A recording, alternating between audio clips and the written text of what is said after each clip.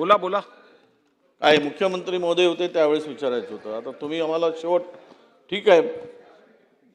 या संदर्भात PMRD आपला पिंपरी चिंचवड महानगरपालिका एकेकाळी श्रीमंत महानगरपालिका, इथे त्या भागातील त्या महानगरपालिकेच्या क्षेत्रात येणारे आमदार प्रश्न विचारत आहेत की इथे 2-3 गोष्टी त्यांनी सांगितल्या अध्यक्ष महोदय, की शहरात smart traffic signal, CCTV, artificial intelligence आधारित प्रणाली नसल्याने.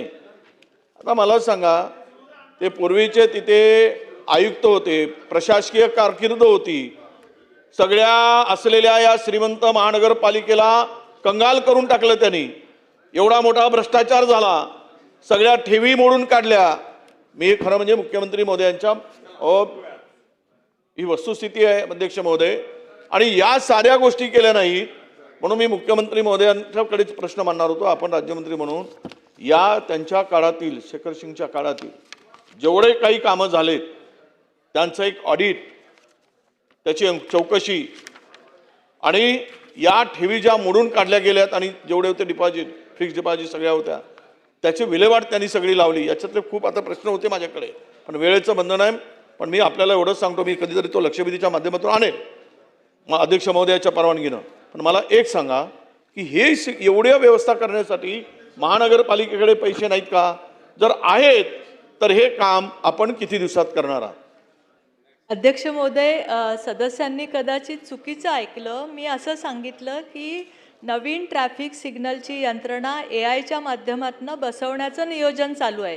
याचा अर्थ तिथे ट्रॅफिक सिग्नलची नियोजन नाही आहे असं नाही. तिथे ऑलरेडी ते सगळी नियोजन केलेलं आहे. आपण त्याच्यामध्ये टेक्निकली नवीन आत्ता करण्याचं नियोजन चालू आहे. ठीक आहे. प्रश्न क्रमांक 3. अध्यक्ष महोदय, प्रश्न क्रमांक 3. सन्मान्य अध्यक्ष महोदय, छापल्याप्रमाणे अध्यक्ष पॉइंटेड महोदय, प्रश्न, फक्त पॉइंटेड प्रश्न. पॉइंटेड प्रश्न. मी मी मी मी प्रश्न वाचलेला आहे. तुमचा प्रश्न एवढाच असेल असं मला वाटतं की वरच्या मजल्यांवरच्या घरांना कधी परवानगी आपण माझं regularize म्हणणं करणार? असं आहे की काही उदाहरणं मी देतो की जोगेश्वरीला महादेव लक्ष्मण चाळ आहे किंवा दिंडोशीमध्ये माझ्या चाळी आहेत, त्या 75च्या आहेत किंवा 65च्या आहेत.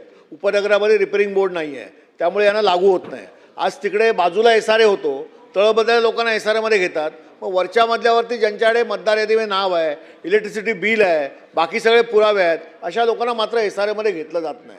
तर माझं म्हणणं मंत्रिमहोदयांना एवढंच आहे की यासाठी एक विशेष धोरण आपण तयार करा आणि आपला जो सर्वे होईल त्याच्यावरती आता नंबरिंग टाका. त्या लोकांना असं वाटतं की आमचा कोणच आधार नाही आहे, ना सरकार बघत आहे ना महानगरपालिका, ते अधांतरी आहेत आणि 75-65 पासूनचे आहेत. तर त्यांना आपण SRAमध्ये समाविष्ट करून घेण्याबाबत धोरण करून लवकरात लवकर त्याचा निर्णय घ्या.